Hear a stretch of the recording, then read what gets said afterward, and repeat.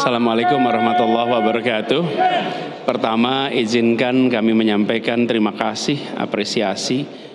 Rangkaian 5 debat ini telah tuntas. Terima kasih pada KPU dan semua yang terlibat dalam penyelenggaraan. Kita masih ada waktu 10 hari lagi sampai penentuan pilihan. Kami di lapangan berjumpa dengan aparat TNI, polisi, ASN, yang mereka bekerja ekstra. Mereka hadir sebelum kami tiba. Mereka masih di sana ketika kami pulang. Pada mereka kami sampaikan terima kasih, apresiasi atas kerja luar biasanya selama ini sampai dengan penyelenggaraan besok. Dan kami semua menunggu, mengharapkan semua bekerja dengan netralitas, semua bekerja dengan penghormatan atas proses pemilu yang jujur, adil, dan berwibawa. Dalam kesempatan debat tadi, kami menyampaikan gagasan tentang negara yang hadir untuk melindungi, memerdekakan, meningkatkan derajat rakyat untuk merasakan adil makmur bagi semua. Kami ingin negara hadir dengan rasa cinta kasih, Rahman Rahim, welas asih yang merangkul semuanya, memberikan rasa tenang kepada yang paling lemah, memberdayakan yang di tengah, dan mengayomi juga bagi yang besar. Tapi juga negara yang tegas, negara yang bertindak keras kepada siapa? Kepada mereka yang koruptif, kepada mereka yang mengambil keuntungan dari ketimpangan, kepada mereka yang komprador. Negara yang tidak lembek berhadapan dengan para pelanggar hukum dan pelanggar etika. Itu yang kami sampaikan tadi, dan kami berharap rakyat Indonesia pada tanggal 14 Februari besok akan memilih dengan menggunakan hati nuraninya. Ada mesin-mesin yang beroperasi untuk melakukan upaya-upaya yang mungkin bertentangan dengan etika dan prinsip-prinsip hukum. Tapi kami yakin rakyat Indonesia akan menggunakan hati nurani, akan menitipkan kepercayaan kepada salah satu untuk membawa Indonesia ke depan. Yang dalam harapan kami, kita semua ingin perubahan, ingin Indonesia yang lebih adil makmur untuk semuanya.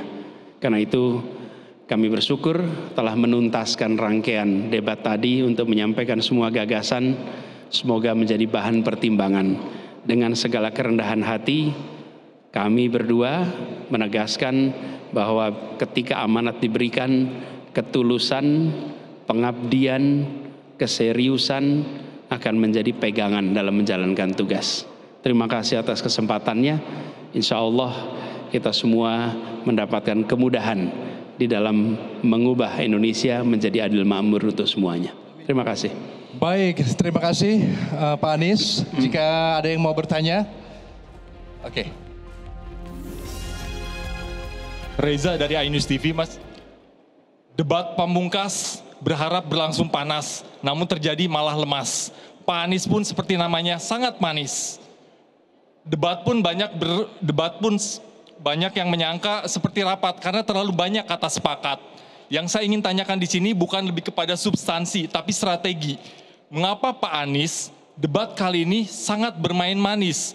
Bahkan ada sesi tema saat pendidikan. Kalau kita melihat perjalanan debat, Pak Anies seringkali tidak bisa dipungkiri Pak Anies selalu bermain menyerang. Ketika ada sesi pendidikan mungkin ada waktunya juga, katakanlah Pak Anies menyerang dalam sesi pendidikan etika, itu tidak ada dalam Pak Anies kali ini. Langsung ke pertanyaannya aja. Langsung ke pertanyaannya ini aja. adalah bagian dari strategi Pak Anies jelang pemilihan yang hanya tinggal beberapa hari lagi? Terima kasih. Terima kasih. Ya, saya jawab. Debat ini kan yang paling penting adalah tujuannya. Saya setuju dengan calon presiden saya, insya Allah presiden 2024.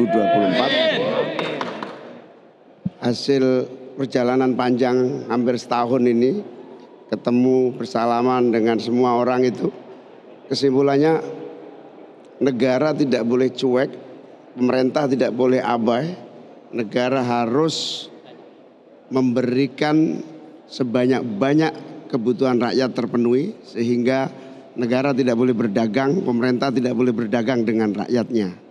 Nah, itu clue pertamanya. Clue yang kedua, kesimpulan debat ini coba renungkan sampai malam nanti. Pak Prabowo, Pak Ganjar, dua-duanya sudah bergeser, setuju perubahan. Coba renungkan aja nanti malam. Saya nggak ngarang ini. Lihat setiap elemen kalimat yang muncul di akhir ditanya jawab dan di akhir kesimpulan. Kami merasa sangat berhasil karena pada dasarnya Pak Ganjar maupun Pak Anies sampai telok dewe itu setuju perubahan. Itu. Yang ketiga, kita bersyukur Mas Anies hari ini mengeksplor semua kebutuhan mendesak kita apa? Pemerintahan yang welas asih, pemerintahan yang memberi jawaban atas persoalan, pemerintahan yang tidak mengabaikan problem yang dihadapi rakyat. Itu tujuan utamanya. Kalau soal selepet-selepetan saya kira bukan tujuan. Itu hanya ya gimmick saja. Baik, terima kasih Gus Imin. Kita masih punya satu pertanyaan lagi. TV penyelenggara. 3 menit. Izin Pak, Kezia dari TV One. Menurut Bapak, apa pendapat Bapak mengenai kekurangan tenaga kesehatan yang ada di daerah-daerah saat ini dan bagaimana mengatasinya? Menurut versi dari Paslon 01, seperti apa? Terima kasih. Ini pertanyaan panel debat lagi. Gini, ketika kita berbicara tentang kekurangan, maka pada saat yang bersamaan kita menyaksikan kelebihan. Jadi harus memperhatikan distribusi yang merata. Tempat yang kelebihan dibuat regulasinya agar bisa mengisi tempat yang kekurangan. Jadi meskipun kita nanti harus lihat per bidang, per spesialisasi, itu harus lihat datanya. Tapi intinya adalah kita menginginkan 2, soft infrastrukturnya, tenaga medisnya, dan hard infrastrukturnya, fasilitas kesehatannya, dua-duanya harus merata. Prinsipnya itu kira-kira. Dan kami tadi sampaikan bahwa kita ingin rakyat Indonesia menyaksikan gagasan yang dibawa. Dan gagasan inilah yang rasanya tadi kami sampaikan semaksimal mungkin dipahami dengan baik oleh rakyat Indonesia yang menonton debat tadi. Baik, terima